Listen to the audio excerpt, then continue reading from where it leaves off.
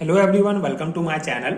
आज हम इस वीडियो में Born Haber cycle topic detail में डिस्कस करेंगे, जो एक मोस्ट इंपॉर्टेंट टॉपिक है BSc and MSc semester exams के लिए। इस साइकिल का बेसिक ये है कि इससे किसी भी आयनिक कंपाउंड जैसे NaCl का लेटाइस एनर्जी हम कैलकुलेट कर सकते हैं। तो आज हम इस पर्टिकुलर वीडियो में बॉर्न हैबर साइकिल क्या होता है, इसका बेसिक कॉन्सेप्ट, इसके डायग्राम एंड न्यूमेरिकल अप्रोच को समझेंगे और लेटाइस एनर्जी को किस प्रकार से कैलकुलेट किया जाता है उसको डिटेल में देखेंगे। प्रॉपर नोट्स आपको हिंदी में प्रोवाइड करूंगा, तो अगर आप बीएससी सेमेस्टर एग्जाम्स की प्रिपरेशन कर रहे हैं, हिंदी मीडियम के स्टूडेंट हैं, तो ये नोट्स आपके लिए बहुत यूजफुल होगा। स्टार्ट करते हैं बॉर्न हैबर साइकिल क्या होता है इसके बेसिक कॉन्सेप्ट से। अगर हम बेसिक कॉन्सेप्ट की बात करें तो बॉर्न हैबर साइकिल मेनली है जिससे हम जालक ऊर्जा लेटाइस एनर्जी को कैलकुलेट कर सकते हैं। तो पिछले वीडियो में हमने लेटाइस एनर्जी के बारे में डिटेल में डिस्कस किया है, आप चैनल के प्लेलिस्ट में चेक कर सकते हैं, वहां आपको वीडियो मिल जाएगा। यहाँ पे एक बार हम रिकॉल कर लेते हैं कि जालक ऊर्जा लेटाइस एनर्जी क्या होता है। बेसिकली 1 मोल आयनिक क्रिस्टल का उनके अवयवी गैसीय आयनों से बनने में जितनी ऊर्जा उत्सर्जित होती है वह आयनिक यौगिक की जालक ऊर्जा लेटाइस एनर्जी कहलाती है। ठीक है, बहुत सिंपल सा कॉन्सेप्ट है। जैसे Na प्लस ये गैसेस फॉर्म में है, Cl माइनस भी गैसेस फॉर्म है। ये दोनों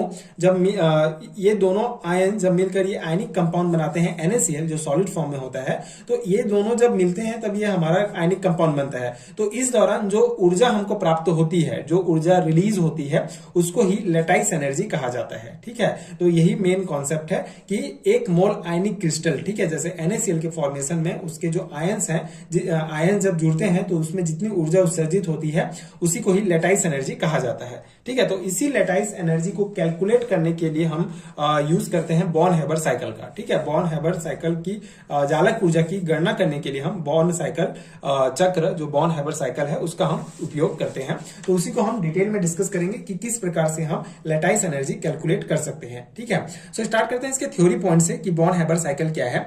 यह एक उष्मागतिक चक्र है जो कि चक्रीय रूप में संभवन उष्मा को प्रभावित करने वाले कारकों से इसका संबंध बताता है। इस चक्र को बॉर्न तथा हैबर ने सन 1919 में प्रस्तुत किया था। ठीक है, तो बेसिकली ये एक प्रकार का थर्मोडायनेमिक साइकिल है जो कि संभवन उष्मा को प्रभावित करने वाले कारकों से इसका संबंध बताता है। अभी संभवन उष्मा क्या होता है इसको हम आगे डिस्कस करेंगे। यहाँ पे बेसिक आपको ये समझना है कि यह एक थर्मोडायनेमिक साइकिल है और इसको बॉर्न तथा हैबर ने सन 1919 में प्रस्तुत किया था।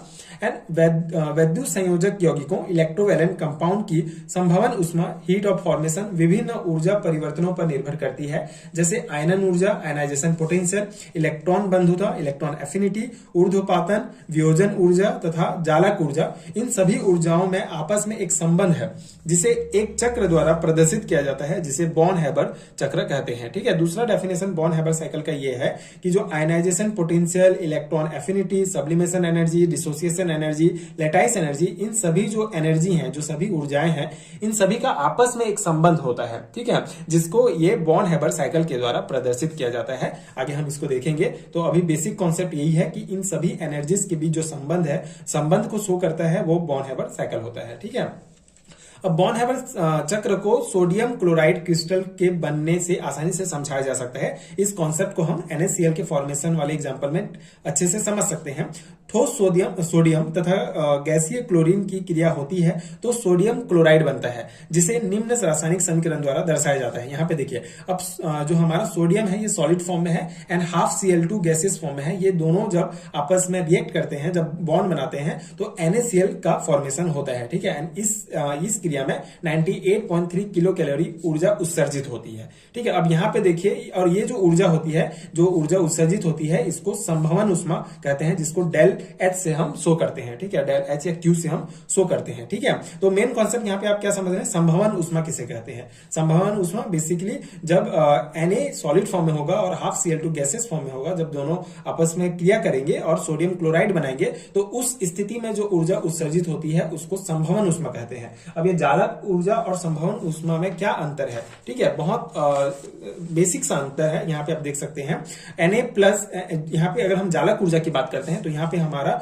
जो Na था, सोडियम था, ये गैसियस फॉर्म में था। ठीक है, और सोडियम आयन गैसेस फॉर्म में था और Cl जो है ये भी गैसियस फॉर्म में था, और दोनों मिलकर जब NaCl बनाते थे सॉलिड फॉर्म में, तो उस एनर्जी, जो एनर्जी रिलीज होती थी, उसको लेटाइस एनर्जी कहा जाता था। लेकिन यहाँ पे संभवन उष्मा वाले केस में Na जो है हमारा, ये भी सॉलिड फॉर्म में है और ये सॉलिड फॉर्म में है और ये जो हाफ Cl2 है ये गैसियस फॉर्म में है। अब दोनों जब क्रिया करके NaCl बनाते हैं तो इस ऊष्मा को संभवन ऊष्मा कहा जाता है। ठीक है, तो अब बहुत डिफरेंट है दोनों में, आप देख सकते हैं लैटाइस एनर्जी एंड संभवन ऊष्मा में। तो आई होप कि ये दोनों कॉन्सेप्ट आपको समझ में आ गया होगा कि लैटाइस एनर्जी क्या है और जो हमारा संभवन ऊष्मा, ठीक है, जिसे हीट ऑफ फॉर्मेशन कहते हैं, ये क्या होता है। ये दोनों कॉन्सेप्ट हो गया। अब हम लैटाइस एनर्जी कैसे कैलकुलेट कर सकते हैं। अब यहाँ पे आप ये चक्र पहले देख लीजिए, यहाँ पे आप चक्र देख सकते हैं, तो इसको हम इसका थ्योरी भी डिस्कस करेंगे। सिंपल सा है, इसी यही है बॉर्न हैबर साइकिल। अगर आपको ये चक्र, ये साइकिल समझ में आ गया तो इजीली पूरा कॉन्सेप्ट आप लिख सकते हैं। ठीक है, जैसे हमारा जो सोडियम है वो ठोस फॉर्म में है, सोडियम जो है वो ठोस फॉर्म में ही रहता है, सॉलिड फॉर्म में।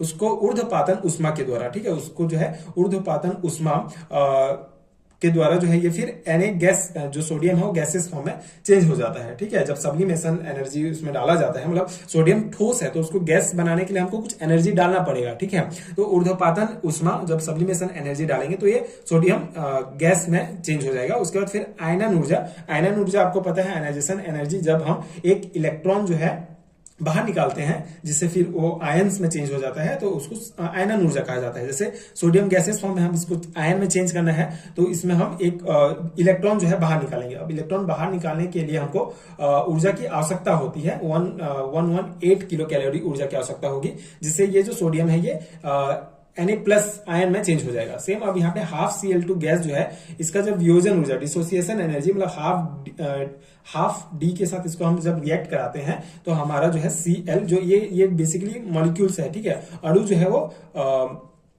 ठीक है, ये जो अणु है हमारा, जो मॉलिक्यूल है वो एटम में चेंज हो जाता है, Cl परमाणु में चेंज हो जाएगा। ठीक है, तो यहाँ पे आप देख सकते हैं हाफ Cl2 गैस का जब वियोजन ऊर्जा, डिसोसिएशन एनर्जी इसमें डाला जाता है, मतलब 28.9 किलो कैलोरी ऊर्जा की आवश्यकता होती है, जिससे ये हमारा Cl परमाणु में चेंज हो जाता है। ठीक है, अब यहाँ पे फिर इसको हम आयन में चेंज करने के लिए इलेक्ट्रॉन बंधुता, इलेक्ट्रॉन एफिनिटी यूज करते हैं। ये भी कॉन्सेप्ट हमने इंडिविजुअल पढ़ा है। इलेक्ट्रॉन एफिनिटी का कॉन्सेप्ट क्या है कि इलेक्ट्रॉन एफिनिटी मतलब जैसे किसी परमाणु में एक इलेक्ट्रॉन हम ऐड करते हैं जिसमें उसमें नेगेटिव चार्ज आ जाता है। अब यहाँ पे हमको जो है इलेक्ट्रॉन जो है इसमें ऐड करना है इस Cl परमाणु में। ठीक है, तो इसके लिए ऊर्जा, तो जो है ऊर्जा उत्सर्जित होती है ना, इसीलिए इसको नेगेटिव में शो किया गया है। नेगेटिव 19.7 किलो कैलोरी ऊर्जा हमको बाहर निकलता है। तो इलेक्ट्रॉन एफिनिटी के द्वारा ये Cl परमाणु जो है Cl- में चेंज हो जाता है, जो गैसेस फॉर्म में होगा। फिर यहाँ पे ये जो Na+ है और ये Cl- जो गैसेस फॉर्म में है, ये दोनों जब रिएक्ट करेंगे तो यहाँ से फिर हमको जो है NaCl क्रिस्टल प्राप्त होगा। ठीक है, अब यहाँ पे देखिए Na ठोस फॉर्म में है, हाफ Cl2 गैसेस फॉर्म में है,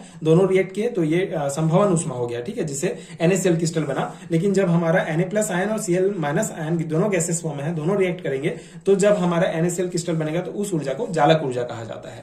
ठीक है, तो इस प्रकार से हम जालक ऊर्जा कैलकुलेट कर सकते हैं। अब इसको कैलकुलेट कैसे करेंगे, इसका हम फॉर्मूला भी निकालते हैं।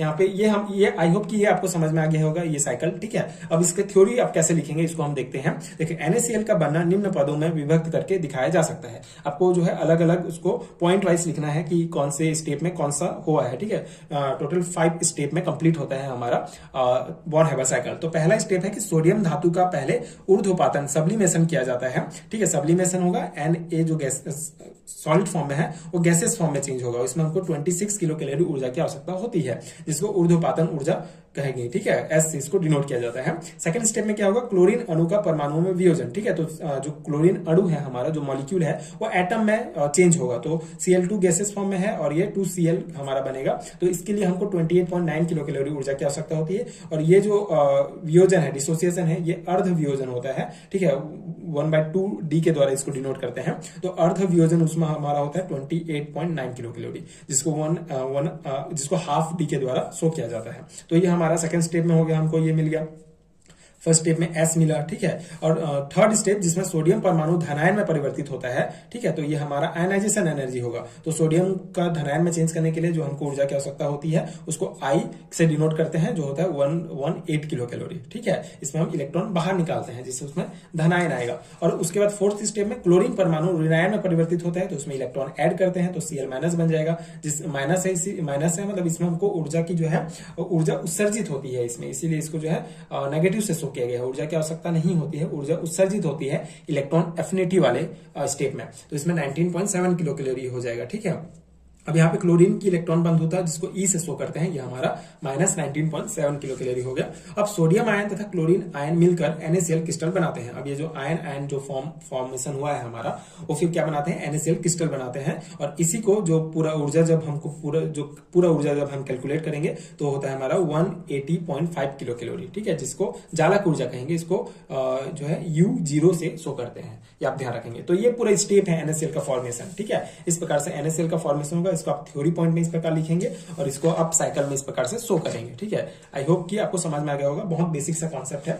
अब इसका हम फॉर्मूला निकालेंगे। अब हर बार जैसे अगर आपको न्यूमेरिकल टाइप क्वेश्चन पूछा गया इस क्वेश्चन से, तो आप ये एकदम बना के नहीं देख सकते ना कि इसका साइकिल किस प्रकार होगा। आपको एक बेसिक फॉर्मूला याद रखना पड़ेगा जिससे आप इजिली जो है जालक ऊर्जा निकाल सकते हैं। जब आपको इन सभी का मान पता है, जैसे आपको sublimation energy, dissociation energy, ionisation energy, electron बंधुता, इन सभी का मान पता है, तो सबका मान एक जगह रखेंगे और फिर आप इजीली जो है ये लेटाइस एनर्जी निकाल सकते हैं। तो उसके लिए हमको फॉर्मूला जो है याद रखना पड़ेगा। यहाँ पे हम फॉर्मूला देखते हैं। सबसे पहले ये जो हमारा 5 स्टेप था टोटल, सभी को जोड़ने पर, जैसे Na से Na जो हमारा सॉलिड फॉर्म में था वो गैसेस फॉर्म में चेंज हुआ, तो इतना एनर्जी की आवश्यकता हुई।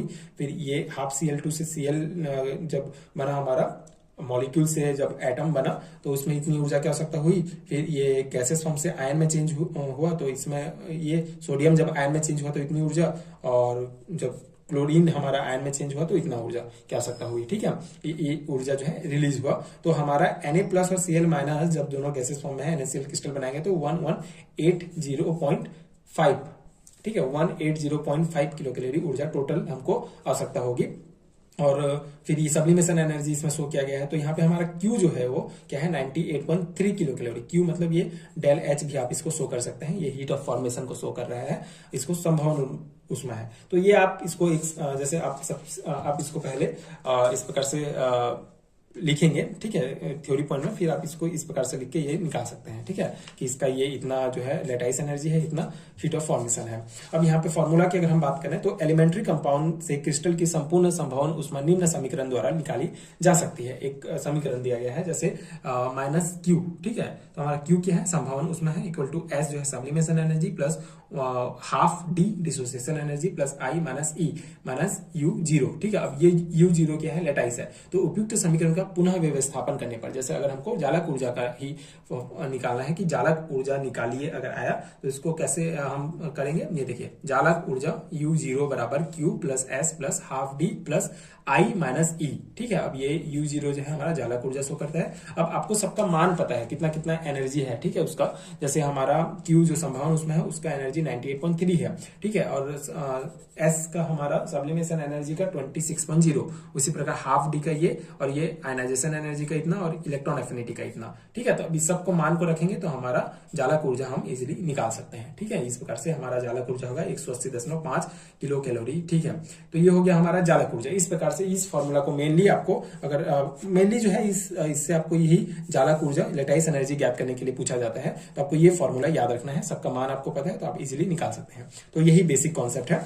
यदि इलेक्ट्रॉन बंधुता को छोड़कर सभी ऊर्जाओं का मान ज्ञात हो तो उपयुक्त समीकरण द्वारा इलेक्ट्रॉन वैधुता ज्ञात की जा सकती है। इसी प्रकार जालक ऊर्जा तथा संवहन ऊर्जा का मान भी ज्ञात किया जा सकता है, ठीक है। अब संवहन ऊर्जा का अगर मान आपको पूछा जाता है तो ये वाला फॉर्मूला आप अप्लाई करेंगे, जालक ऊर्जा का मान करते हैं तो ये वाला फॉर्मूला अप्लाई करेंगे और मान रखेंगे तो आपका इजीली निकल जाएगा, ठीक है, कैलकुलेट हो जाएगा। तो ये है हमारा पूरा कॉन्सेप्ट बॉर्न हैबर साइकिल का, ठीक है। मेन है आपका ये साइकिल। अगर आपको ये साइकिल याद है तो आप फिर जो स्टेप्स हैं उसको आप अपने से लिख सकते हैं, ठीक है।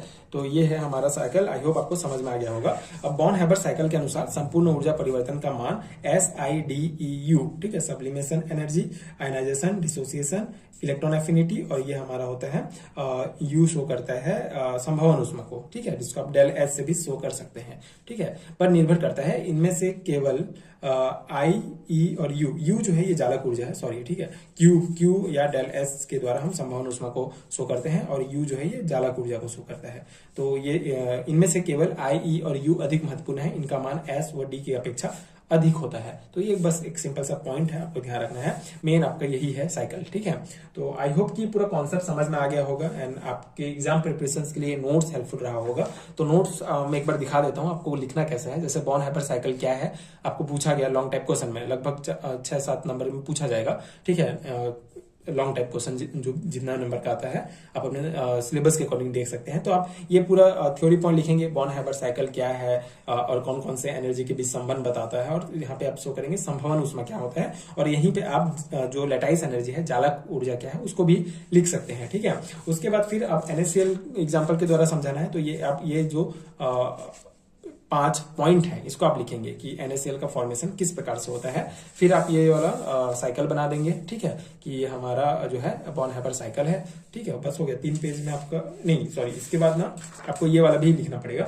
ये जैसे ये वाला हो गया, उसके बाद आप ये वाला पेज लिखेंगे, इसमें जो भी स्टेप में हुआ है उसको आप एक साथ लिख सकते हैं, और ये फॉर्मूला आप लिखेंगे 2 फॉर्मूला। ठीक है, उसके बाद फिर आप ये साइकिल बना देंगे, फिर आपका ये कंप्लीट हो जाएगा। ठीक है, तो ये है जालक ऊर्जा का कंप्लीट, बॉर्न हैबर साइकिल का, सॉरी इसमें जालक ऊर्जा का भी कॉन्सेप्ट है। पिछले वीडियो में मैंने जालक ऊर्जा के बारे में पढ़ाया है, आप एक बार उस वीडियो को भी डिटेल में समझ सकते हैं। उसमें कौन कौन से प्रभावित करते हैं कारक को सब भी समझाया गया है, वो भी इंपॉर्टेंट है। ठीक है, वो भी 3 और 5 मार्क्स में पूछा जाता है। तो दोनों कॉन्सेप्ट इंटर रिलेट है बेसिकली। जालक ऊर्जा को ही कैलकुलेट करने के लिए हम बॉर्न हैबर साइकिल का यूज करते हैं। तो ये हो गया हमारा पूरा कॉन्सेप्ट। आई होप कि आपको समझ में आ गया होगा। एंड अगर आपको हैंडरिटन नोट चाहिए PDF फॉर्म में, हिंदी मीडियम या इंग्लिश मीडियम के लिए, BSc या MSc सेमेस्टर एग्जाम्स के लिए, तो उसका लिंक आपको नीचे डिस्क्रिप्शन बॉक्स में मिलेगा, तो आप चेक कर सकते हैं। एंड अगर वीडियो हेल्पफुल है तो इसी प्रकार के और वीडियोस देखने के लिए आप चैनल का प्लेलिस्ट देख सकते हैं। वहां BSc सेमेस्टर एग्जाम्स या MSc सेमेस्टर एग्जाम का यूनिट वाइज प्लेलिस्ट बनाया गया है, जो डेफिनेटली आपके लिए बहुत हेल्पफुल होगा। एंड आगे की वीडियोस देखने के लिए चैनल के साथ जुड़े रहिए। Thank you so much for watching.